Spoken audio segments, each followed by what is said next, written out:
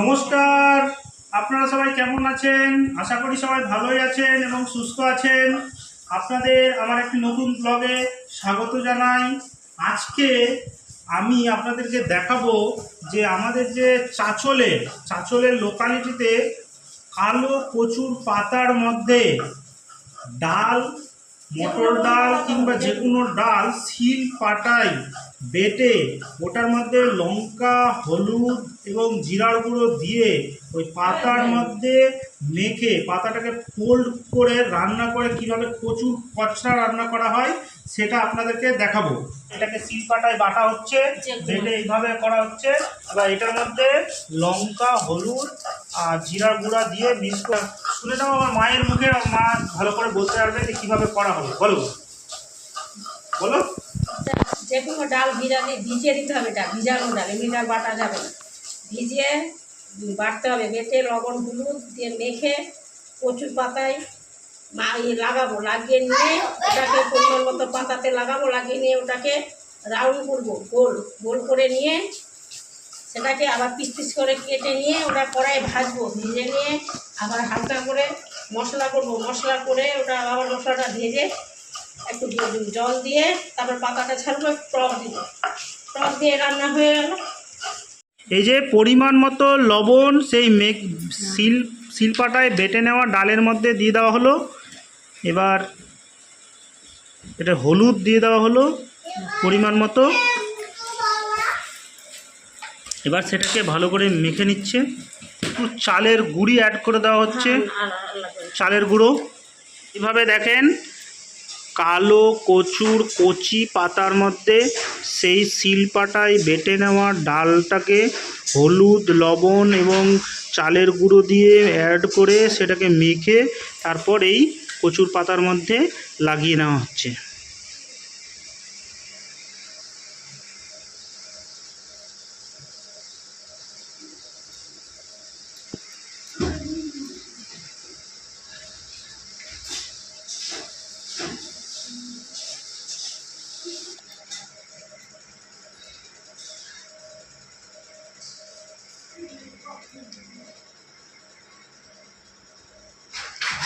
পাতাগুলোকে ফোল্ড করা হচ্ছে।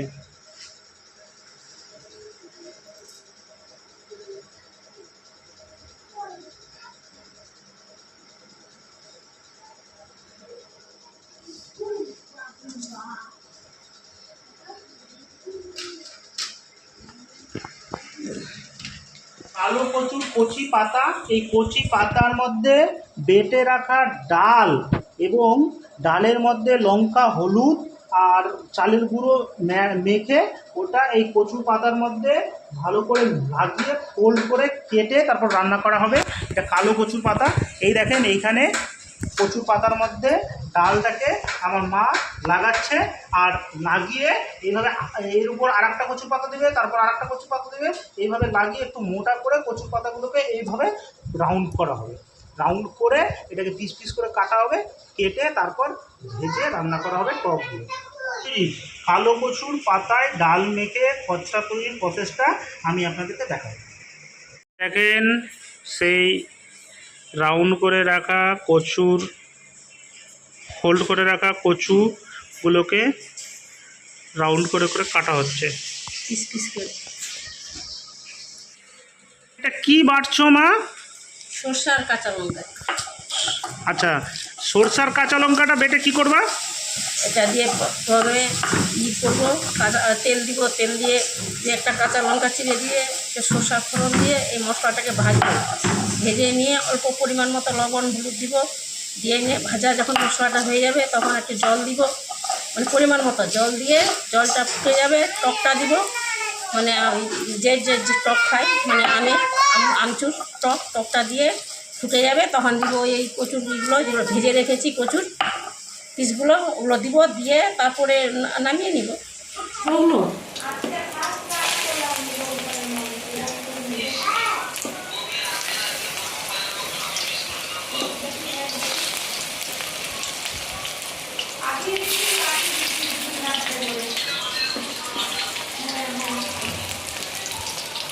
কচুর কচড়াগুলোকে গরম তেলে ছেড়ে দেওয়া হচ্ছে ভাজার জন্য।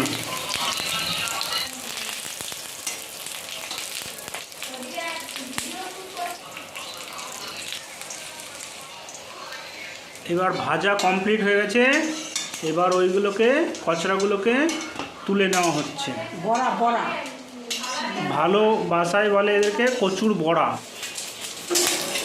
এখানে হালকা গরম তেলে কাঁচা লঙ্কা আর সর্ষে দেওয়া হয়েছে। এরপর সেই যে বেটে রাখা লঙ্কা যে বেটেছিল আর হচ্ছে গিয়ে সরষা, সেই সরষা এবং লঙ্কা বাটাটা দিয়ে দেওয়া হলো। এবার পরিমাণ মতো হলুদ দিয়ে দেওয়া হলো।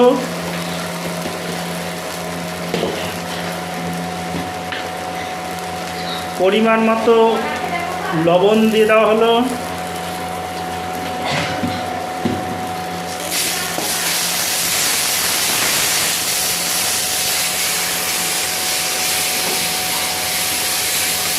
এবার তাতে এক বাটি জল, এক বাটি না মানে পরিমাণ মতো জল দিয়ে দেওয়া হলো। এইটা হলো গিয়ে একে আমরা গ্রামের ভাষায় আমচুর বলি, আর একে ভালো ভাষায় কি বলে? খিচুড়ি বলে। চুরগুলোকে হাত দিয়ে গুঁড়ো করে নেওয়া হচ্ছে। এবার এটাকে ভালো করে গুঁড়ো করে নেওয়া হয়েছে হাত দিয়ে। এবার এটাকে দিয়ে দেওয়া হবে। এটার জন্য টক টক একটা স্বাদ হবে, টক স্বাদ। আচ্ছা আচ্ছা, কারণ এটা দেওয়ার কারণ বলছে আমার মা যে কচুটা যদি এরকম শুধু রান্না করা হয় তাতে কচুটা ধরবে গলায়, যাতে কচুটা গলায় না ধরে সেই জন্য এই আমচুরের টকটা দেওয়া হলো। এবার যে কচুর কচড়াগুলোকে সেই ঝোলের মধ্যে দিয়ে দেওয়া হচ্ছে। আচ্ছা, আমার মা বলছে যে আমার মা নিরামিষ খায়, তো কৃষ্ণ ভক্ত, নিরামিষ খায়, সেই জন্য এটা নিরামিষভাবে রান্না করা হচ্ছে। কেউ যদি আমিষভাবে খেতে চায় তার মধ্যে পেঁয়াজ এবং রসুন দিতে পারে। আচ্ছা, বেশিক্ষণ ফুটালে গলে যাবে, ওই জন্য অল্প ফুটিয়েই নামিয়ে নেবে। এটা 3 মিনিটের মতো ফোটানো হলো। 3 মিনিটের মতো ফুটিয়ে এবার নামিয়ে নেওয়া হবে।